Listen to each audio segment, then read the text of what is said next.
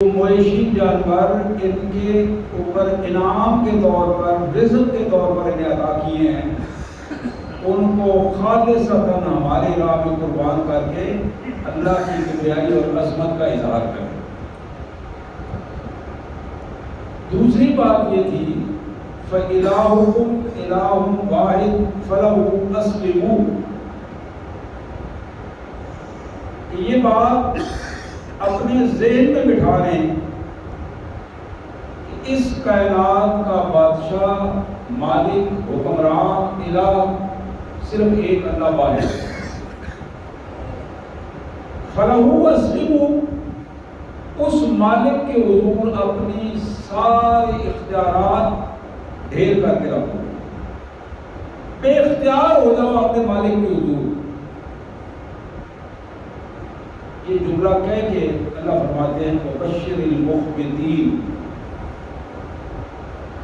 میرے رسول جو بندے یہ کام کر لیں ان کا نام مخبت ہوگا، یعنی وہ لوگ جو اپنے آپ کو بے اختیار کر دیں، عاجزی اور انکساری میں نمونہ بن جائیں، ایسے لوگوں کو آپ خوشخبری دے دیں، خوشخبری دے دیں، کائنات کے مالک کی طرف سے انہیں خوشخبری دیں۔ اللہ فرماتے ہیں کہ ہم نے ان کے لیے بہت سارے انعامات تیار کیے۔ اب جو مخبت ہے اس کی چار خصوصیات اللہ نے بیان کی ہیں۔ تو مخبت کون ہوگا؟ پہلی بات یہ ہے کہ الذین اذا ذکر اللہ وجلت قلوبہم، ایمان والوں میں مخبت انسان وہ ہے، عاجزی والا بندہ وہ ہے، اپنے آپ کو اللہ کے حضور سرنڈر کرنے والا بندہ وہ ہے جس کے سامنے جب بھی اللہ کا ذکر آ جائے، اللہ کی یاد آ جائے، اللہ کے دین کی بات ہو تو اللہ کی ڈر سے کانپ جائے، اس کے دل اللہ کی محبت سے سرشار ہوں۔ وجلت قلوبہم، جن کے دل بہہ پڑے، کانپ جائیں، خوف اور محبت دونوں جذبات اس میں موجود ہوں۔ دوسری بات اللہ نے فرمائی والصابرین علی ما اصابہم، زندگی میں جتنی بھی تکلیفیں ان کو آئیں اللہ کی راہ میں خندہ پیشانی سے برداشت کرتے ہوئے اپنے نظریے پر قائم رہیں اور ڈٹے رہیں، کسی آزمائش یا تکلیف کی وجہ سے اپنا عقیدہ نہ بدلیں، اللہ کے بارے میں، اللہ کے رسول کے بارے میں، قیامت کے بارے میں اپنے عقائد کو مضبوط رکھیں۔ والصابرین علی ما اصابہم، اللہ کی راہ میں انہیں جو بھی آزمائش آئے، جو تکلیف بھی آئے، اس میں صبر و استقامت کا مظاہرہ کریں۔ والمقیم الصلاۃ، اور عمومی زندگی کا ان کا رنگ یہ ہو کہ کوئی کام بھی اللہ کی مرضی کے خلاف نہ ہو۔ مقیم الصلاۃ، نمازوں کو قائم کرنے والے، بنیادی طور پر اس کا مفہوم یہ ہے کہ ان کی زندگی اللہ کے بندوں کی زندگی بن جائے۔ والمقیم الصلاۃ وَمِمَّا رَزَقْنَاهُمْ يُنْفِقُونَ، چوتھی خصوصیت یہ ہے کہ جو کچھ ہم نے انہیں عطا کیا ہے، وہ رزق ہے، وہ علم ہے، وہ وقت ہے، ان چیزوں کو اپنے اللہ کی خوشی کے لیے، اللہ کی رضا کے لیے دوسروں پر خرچ کرتے ہیں۔ یہ مخبت لوگوں کی چار خصوصیات بتا کر اللہ نے فرمایا وَبَشِّرِ الْمُخْبِتِينَ، میرے رسول ان کو خوشخبری دے دو کہ یہ مخبت لوگ جو ہیں، عاجز لوگ جو ہیں، یہ وہ بندے ہیں جن کے لیے ہم نے جنتوں کا انتظار کروایا ہے، ہمارے انعامات ان کے لیے ان کے منتظر ہیں۔ وبشر المخبتین، ان کو خوشخبری عطا کر دو۔ پھر اس کے بعد اللہ فرماتے ہیں وَالْبُدْنَ جَعَلْنَاهَا لَكُمْ مِنْ شَعَائِرِ اللَّهِ لَكُمْ فِيهَا خَيْرٌ، یہ جو قربانی کا جانور ہے اسے ہم نے عام جانوروں سے الگ کر کے شعائر اللہ میں داخل کر دیا ہے۔ اللہ کی نشانیوں میں اس کو داخل کر شاعر اللہ، کعبۃ اللہ میں شاعر اللہ، صفا مروہ کو بھی شاعر اللہ کہا گیا. یعنی یہ وہ جگہ جس کو اللہ نے مقدس قرار دیا ہے، قابل احترام قرار دیا ہے، ان میں قربانی کا جانور کے اللہ نے فرمایا وَالْبُدْنَ جَعَلْنَاهَا لَكُمْ مِنْ شَعَائِرِ اللَّهِ، ہم نے ان کو شاعر اللہ بنا دیا ہے. اس جانور کو اللہ کی رضا کے ساتھ جڑنے کی وجہ سے اللہ تعالیٰ نے اس جانور کو مقدس جانور بنا دیا. لَكُمْ فِيهَا خَيْرٌ، تمہارے لیے اس جانور کے پالنے میں، خریدنے میں، شوق کے ساتھ اس قربانی کو کرنے میں، اس کی کھال تک کی حفاظت کرنے میں، ایک ایک چیز میں لکم فیہا خیر، تمہارے لیے خیر ہی خیر ہے.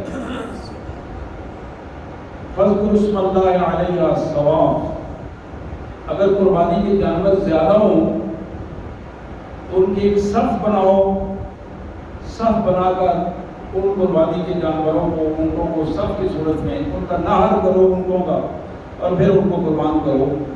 فَإِذَا وَجَبَتْ جُنُوبُهَا، جب زمین پر وہ ٹھنڈے ہو جائیں، ذبح کرنے کے بعد خون نکل جائے، ٹھنڈے ہو جائیں، فَكُلُوا مِنْهَا وَأَطْعِمُوا الْقَانِعَ وَالْمُعْتَرَ، پہلی چیز یہ ہے کہ فَكُلُوا مِنْهَا، خود ان سے کھاؤ، اپنے لیے، اپنے گھر والوں کے لیے رکھو، دوسروں سے مانگنا نہ پڑے، خود اس میں سے کھاؤ. دوسری بات وَأَطْعِمُوا الْقَانِعَ، وہ بندہ جو کنال پسند ہے، گھر بیٹھا ہے، اس کو اس کا ضمیر اجازت نہیں دیتا کہ کسی کے سامنے ہاتھ پھیلائے، اس کا خیال کرو، اس کے گھر جا کے اس کو گوشت دے دو. یہ اللہ کا حکم ہے. فَكُلُوا مِنْهَا، خود کھاؤ، اور وَأَطْعِمُوا الْقَانِعَ، اور جو کنال کر کے بیٹھا ہے، تمہارے گھر مانگنے کے لیے نہیں آیا لیکن خود بھی اس نے قربانی نہیں کی، اس کا پہلے خیال کرو، مانگنے والے سے پہلے اسے توڑو. والمعتر، تیسرے نمبر پہ فرمایا اگر مانگنے والا تمہارے گھر میں آ جاتا ہے تو پھر اسے بھی چھڑکو نہیں، اس کو بھی اس کا حصہ جو بھی بنتا ہے اس کا حصہ دو، اور اچھے اور احترام کے ساتھ اس میں اسے فقیر نہ سمجھو، فقیر نہ سمجھو. جو کوئی دے رہے ہو یہ تمہارا نہیں، یہ شاعر اللہ میں سے تم دے رہے ہو، اللہ کے پاکیزہ جانوروں کا یہ حصہ ہے جو تم دے رہے ہو. كَذَلِكَ سَخَّرْنَاهَا لَكُمْ لَعَلَّكُمْ تَشْكُرُونَ. میرے بندو، یہ جو جانور ہیں، یہ بیل ہے، بھینسیں ہیں، گائے ہے، اونٹ ہیں، یہاں تک کہ جو چھترے ہیں، بکرے ہیں، یہ سارے جانور، تم میں کسی میں اتنی طاقت نہیں ہے کہ تم اپنی طاقت کے بلبوتے پر ان کو قابو کر سکو. سخرناها، ہم نے انہیں تمہیں تابع کیا ہے، انہیں ہم نے تمہارے تابع کیا ہے. اور کیوں کیا ہے؟ ان کی فطرت میں رکھا ہے کہ وہ تمہارے سامنے جھک جائیں، تمہارے سامنے مطیع فرمان ہو جائیں. تم ان کے گلے پر چھری پھیرو تو وہ چھری کو بھی برداشت کر جائیں. لعلکم تشکرون. میرے بندو، ان کا مطیع فرمان ہونا تمہارے لیے شکر گزاری کا باعث بن جائے کہ تم اپنے اللہ کو شکر گزار بندے بن جاؤ. تم اپنے اللہ کا شکر کرو کہ یا اللہ تیرا شکر ہے کہ کائنات کا وہ علم ہے، کائنات کی وہ قوتیں، وہ طاقتیں جو اپنے اپنے جگہ پر ایک خوبصورت طاقت رکھتی ہیں، ان طاقتوں کے ہوتے ہوئے وہ انسان کے تابع ہو جائیں. لعلکم تشکرون، تاکہ تم اللہ کے شکر گزار بن جاؤ. اب ایک تیسری چیز جو قرآن نے تمہیں جو دلائی ہے، بڑی اہم چیز ہے. اللہ فرماتے ہیں لَن يَنَالَ اللَّهَ لُحُومُهَا وَلَا دِمَاؤُهَا وَلَٰكِن يَنَالُهُ التَّقْوَىٰ مِنكُمْ. ایمان والو، اس پر توجہ دو کہ تم جو گوشت بناتے ہو، کھاتے ہو، لوگوں کو دیتے ہو، لوگوں کو کھلاتے ہو، رشتہ داروں کو دیتے ہو، مستحقین تک پہنچاتے ہو، یہ جانوروں کا بہایا ہوا خون یا گوشت یہ منوان یہ اللہ تک نہیں پہنچتا. وَلَٰكِنْ يَنَالُ التَّقْوَىٰ مِنكُمْ تمہارے اندر کا جو تقویٰ ہے اللہ تعالیٰ کے ہاں وہ پہنچتا ہے کہ تمہاری نیت کیا تھی, تمہارا شوق کتنا تھا, تم نے کتنے ذوق کے ساتھ یہ کام کیا, کتنی اہمیت تھی تمہارے. پیسہ تمہارے پاس تھوڑا تھا, اس تھوڑے پیسے کو تم نے محنت کر کے کتنے خوبصورت شوق اور سے قربانی کا جانور لایا اور پھر اس کو شوق کے ساتھ خود اس میں انوالومنٹ کیا, اپنے آپ کو اس جانور کی خدمت کے لیے وقف کیا اور اس کی اس خدمت میں اپنی خدمات شامل کی. وَلَٰكِنْ يَنَالُهُ التَّقْوَىٰ مِنكُمْ اللہ کے ہاں جو پہنچنے والی چیز ہے وہ تمہارے دلوں کا تقویٰ ہے. تمہارے دل اور دماغ کتنا اس چیز کو محسوس کرتے ہیں. اور پھر دوبارہ وہ جملے ارشاد فرمائے كَذَٰلِكَ سَخَّرَهَا لَكُمْ لِتُكَبِّرُوا اللَّهَ عَلَىٰ مَا هَدَاكُمْ وَبَشِّرِ الْمُحْسِنِينَ. میرے بندو, ہم نے یہ جانور جو تمہارے مودی کیے ہیں, جہاں شکر کا کلمہ تمہیں کہا ہے کہ شکر کیا کرو, وہاں تمہارے لیے یہ بھی لازم ہے لِتُكَبِّرُوا اللَّهَ عَلَىٰ مَا هَدَاكُمْ. یہ تمہارے لیے نہیں, تمہارے کسی بت کے لیے نہیں یا کسی شخصیت کے لیے نہیں, لِتُكَبِّرُوا اللَّهَ عَلَىٰ مَا هَدَاكُمْ اللہ کی کبریائی بیان کرو.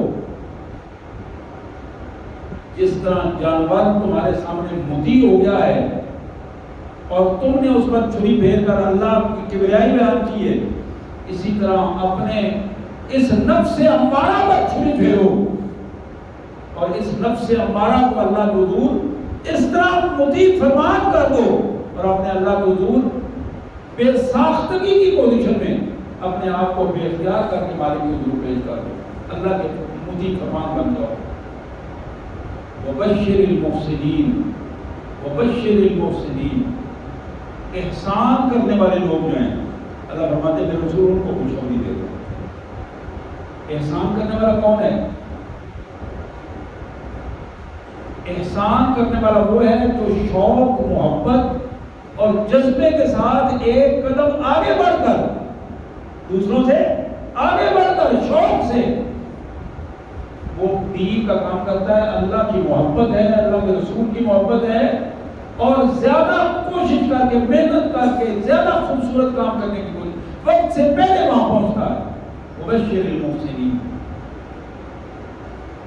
یہ آخری آیت ہے, اس پہ ذرا غور کیجیے.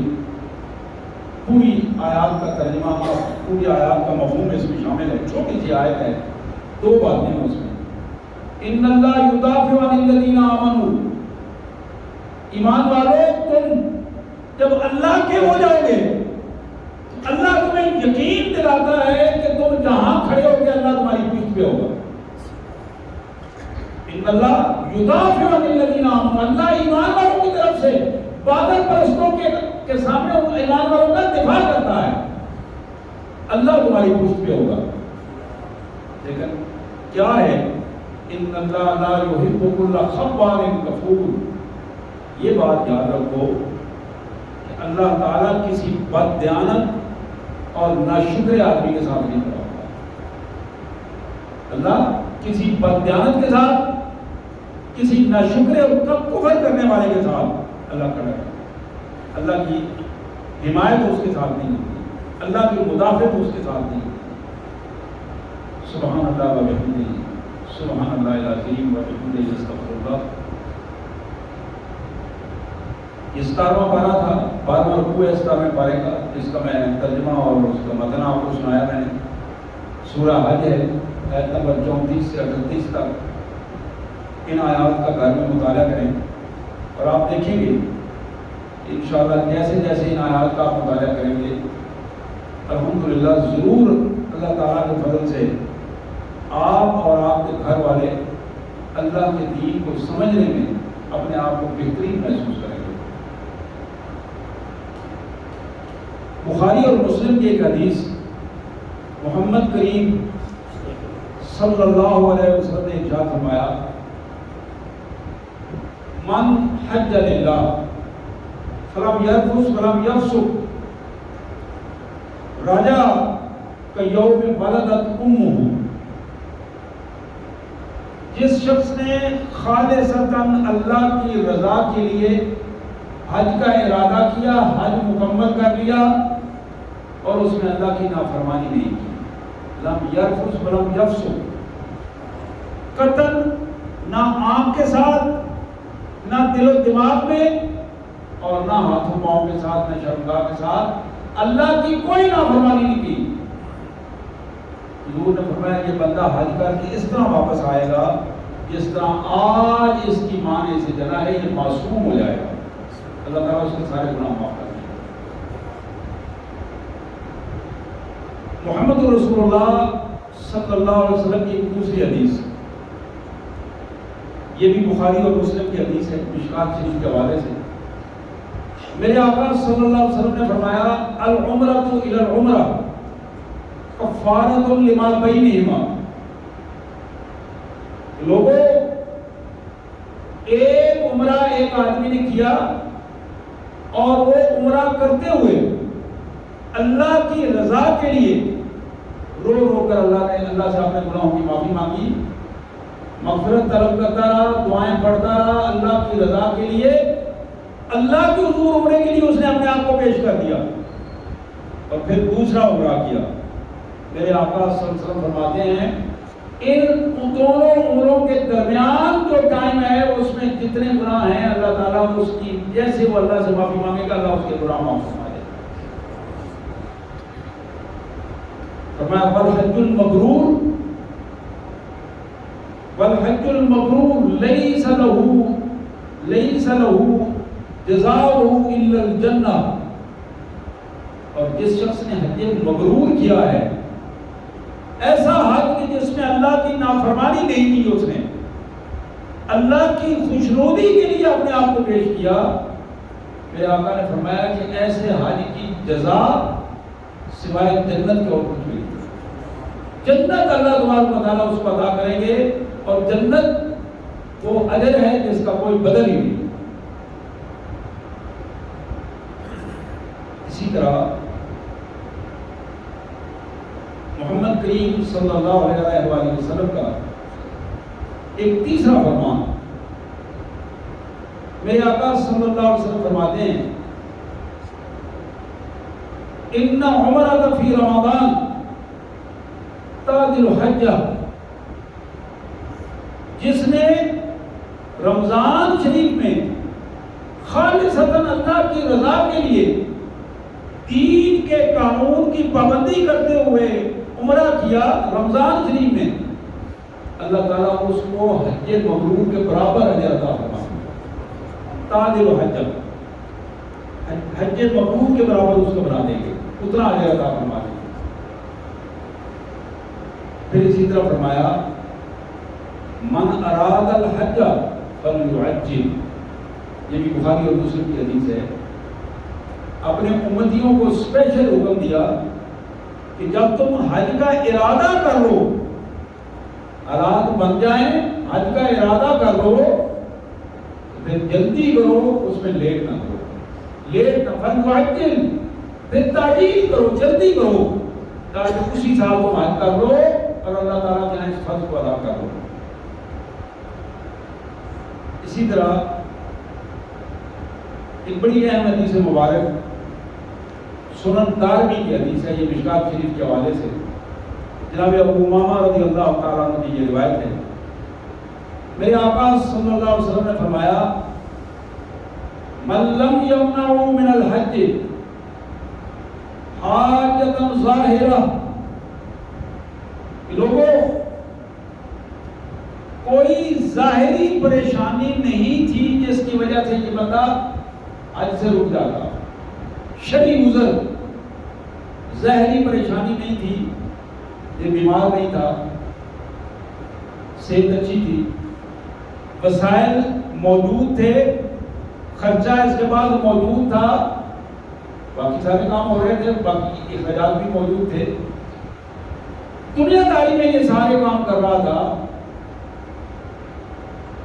اور سلطان جائر یا کوئی ایسا کام نہ ہو گیا ہو کہ وقت کا بادشاہ ظالم ہو گیا اور اس نے حج سے روک دیا اور اس کو حج سے رکنا پڑا، اور مرض حادث یا کسی بیماری نے ایسی گھیر لیا کہ یہ وہاں نہیں جا سکا،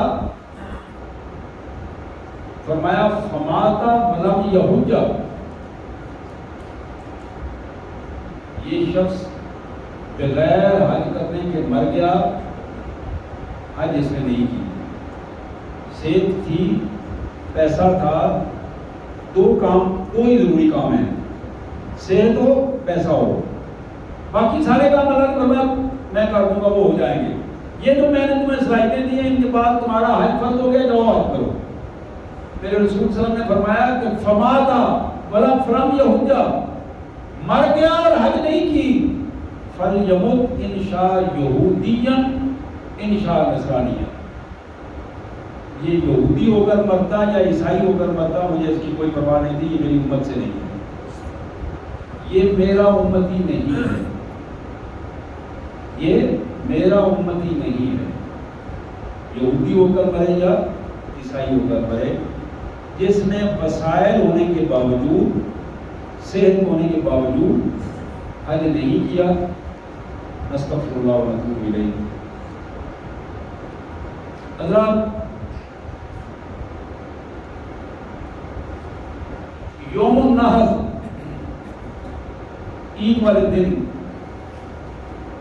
ایک خطبہ کو وسلم نے حج عرفات میں ارشاد فرمایا، وہ حج کا خطبہ ہے میدان عرفات میں، جو 9 ذی الحج کو آپ نے ارشاد فرمایا۔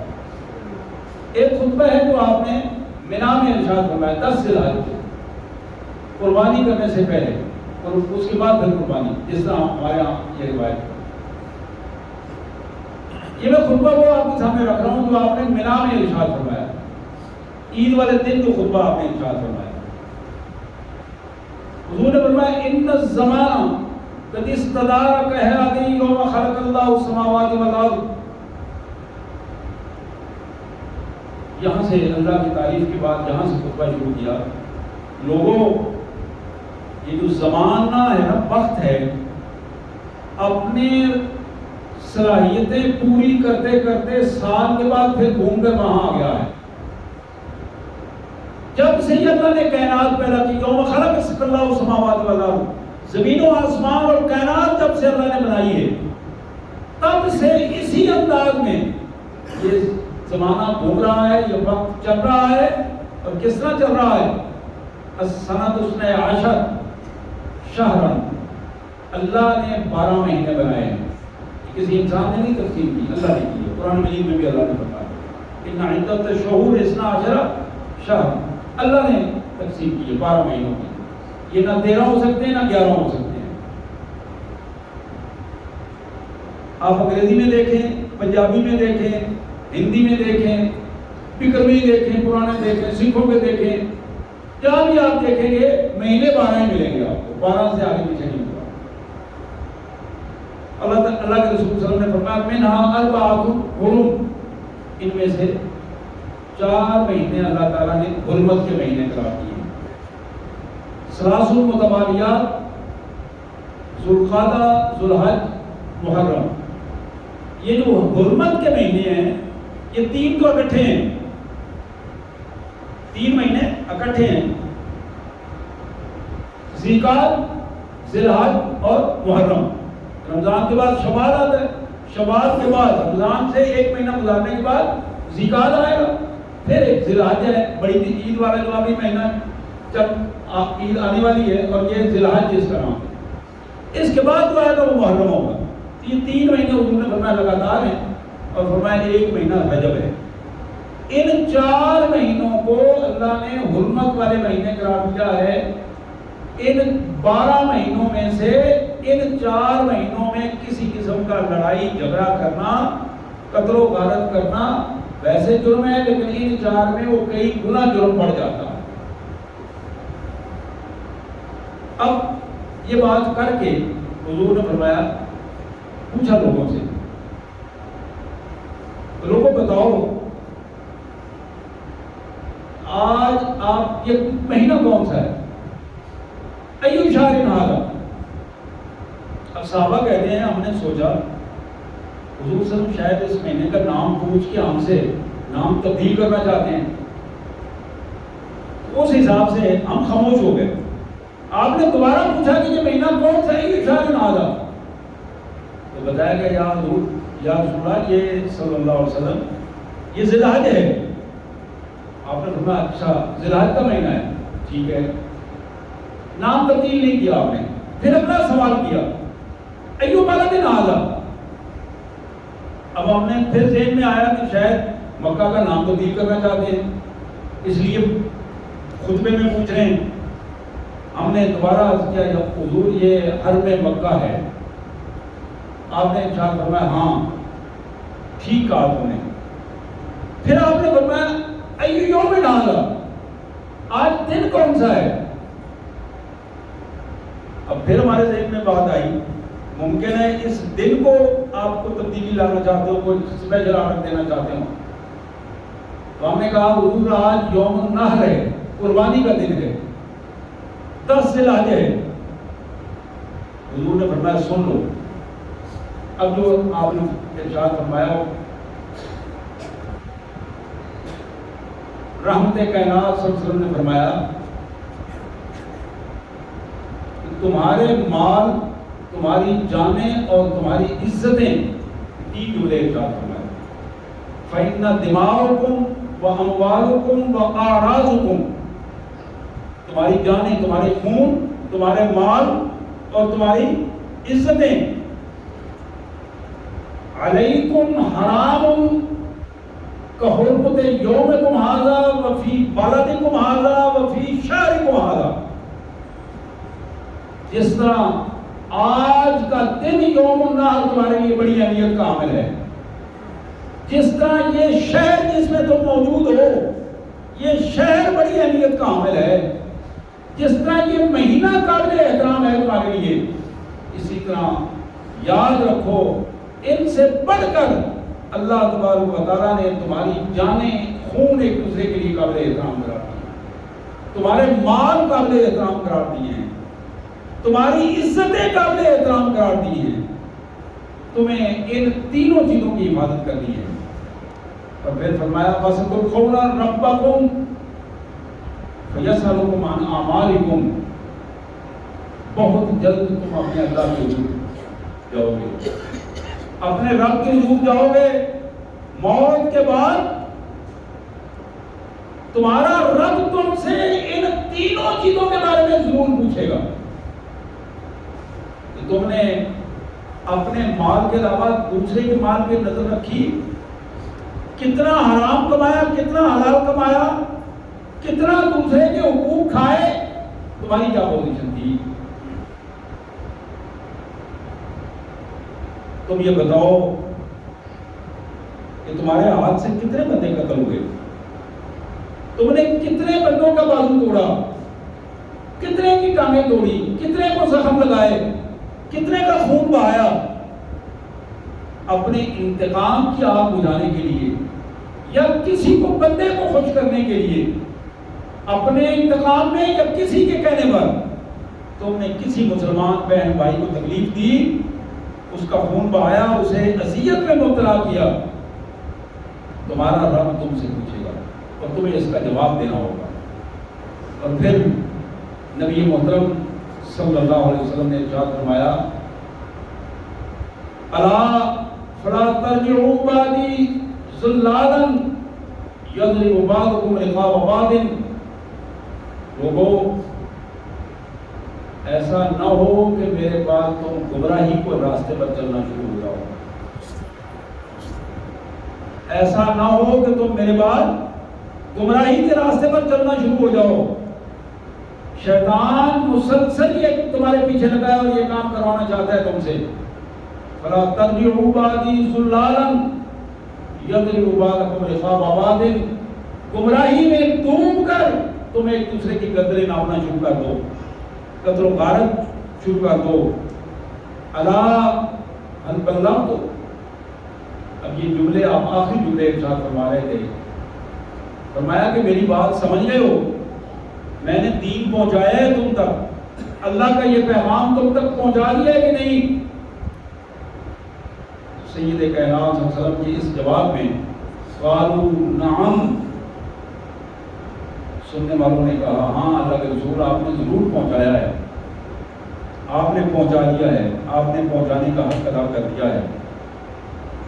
قال اللہم اشہد، سید کائنات صلی اللہ علیہ وسلم نے اللہ آسمان کی طرف دیکھا، انگلی اٹھائی اور عرض کی میرے مالک اس پر گواہ رہنا، تیرے بندے شہادت دے رہے ہیں، میں نے تیرے بندوں تک تیرا پیغام پہنچا دیا ہے، اللہم اشہد، یا اللہ گواہ رہنا۔ اور پھر فرمایا فَلْيُبَلِّغِ الشَّاهِدَ الْغَائِبَ، یہاں آج میرے سامنے جو موجود ہیں، جن تک میری بات پہنچ رہی ہے ان پر لازم ہے، میرا حکم ہے کہ وہ جو یہاں موجود نہیں ہیں ان تک یہ بات پہنچاتے رہیں، قیامت تک یہ میرا حکم ہے کہ نسل در نسل آگے یہ بات پہنچتی رہے، دین قیامت تک ان لوگوں تک پہنچے جو یہاں موجود نہیں ہیں۔ اور پھر فرمایا فَرُبَّ مُبَلَّغٍ أَوْعَىٰ مِن سَامِعٍ، بعض اوقات ایسا بھی ہوتا ہے جس نے ڈائریکٹ سنا ہے، اس کے بعد جہاں اس نے پہنچایا ہے وہاں اس سے زیادہ عمل کرنے والے لوگ جو ہیں وہ اس سے سننے والے ہوں، اس سے محفوظ رکھنے والے ہوں، اس سے آگے پہنچانے والے ہوں۔ اس لیے کوشش کرو کہ زیادہ سے زیادہ میرے اس حکم کو میری امت کے لوگوں تک زیادہ سے زیادہ پہنچاؤ۔ میرے پیارے بھائیوں، یہ الفاظ مختصر سے الفاظ ہیں محمد کریم صلی اللہ علیہ وسلم کے، اور یہ پورے دین کا نچوڑ ہے، پورے دین کا نچوڑ ہے۔ بندہ مومن دوسرے بندہ مومن کا محافظ ہے، اس کی جان کا بھی، اس کی عزت کا بھی اور اس کے مال کا بھی، اور یہی وہ بنیاد ہے۔ جب ہم کہتے ہیں نا السلام علیکم ورحمۃ اللہ وبرکاتہ، اس کا یہی مطلب ہے کہ میری طرف سے تمہیں سلامتی کا پیغام ہے، میری طرف سے نہ تمہارے مال کو تکلیف ہوگی، نہ تمہاری جان کو ہوگی، نہ تمہاری عزت کو ہوگی، میں تمہارا بھائی ہوں، تمہارے مال عزت جان کی حفاظت کرنے والا ہوں۔ اہم پہلو یہ بھی ہے، ایام تشریق جو شروع ہو چکے ہیں، رسول اللہ صلی اللہ علیہ وسلم کا معمول یہ تھا کہ آپ کے علم میں آپ ان دنوں کے روزے رکھا کرتے۔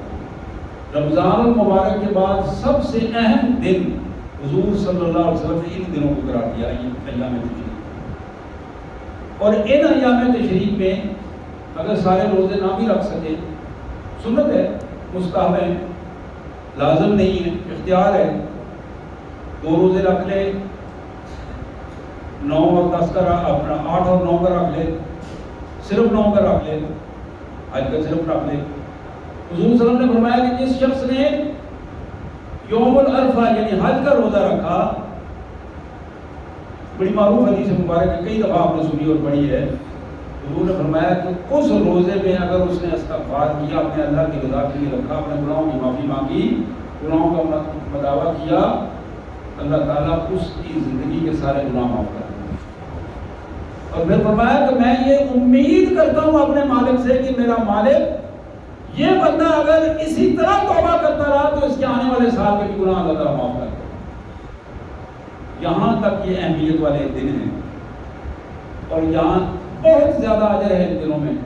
ایک یہ بات یاد رہے کہ جن کا اجر زیادہ ہوتا ہے اس کی سزا بھی زیادہ ہوتی ہے۔ جو لوگ، جو بہنیں، جو بھائی، بچے، بوڑھے ان دنوں میں جان بوجھ کر اللہ کی نافرمانیاں کرتے ہیں، پرہیز نہیں کرتے، حرام رویوں کو اختیار کرتے ہیں، نظروں کو کنٹرول نہیں کرتے، زبان کو کنٹرول نہیں کرتے، ہاتھ پاؤں کو کنٹرول نہیں، عفت مابی کو کنٹرول نہیں کرتے، پھر کیا ہوتا ہے؟ باقی دنوں کی نسبت ان دنوں میں یہ گناہ کرنے کی سزا بھی زیادہ ہے، سزا بھی زیادہ ہے۔ جس طرح اجر زیادہ ہوگا اس طرح گرفت بھی زیادہ ہوگی۔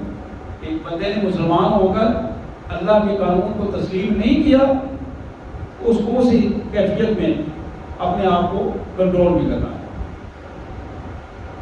تیسری بات،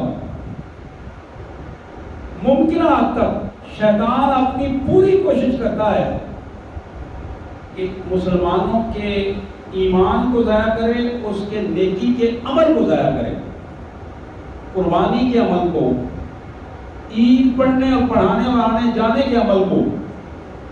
میرے پیارے بھائیوں، کبھی بھی ریاکاری کا شیبہ نہ ہونے پائے، ریاکاری کی کیفیت نہ بننے پائے۔ جب بھی دکھاوا اور ریاکاری بنے گی، تباہی اور بربادی آئے گی، عمل ضائع ہو جائے گا۔ جب عمل ضائع ہو جائے گا تو پھر سارا کا سارا پیسہ بھی، پھر محنت بھی، پھر اللہ سے تعلق بھی الٹا ثواب کی بجائے گرفت ہوگی۔ یہ وہ بنیادیں تھیں، اگر ان بنیادوں پر ہم کنٹرول کریں گے اور ان بنیادوں پر ہم پوری کوشش کر کے اس وقت کو گزاریں گے تو یقیناً اللہ کے ہاں اجر اور ثواب کے مستحق ہوں گے۔ اللہ تعالیٰ ہمیں اس کی توفیق عطا فرمائے۔ وآخر دعوانا الحمدللہ۔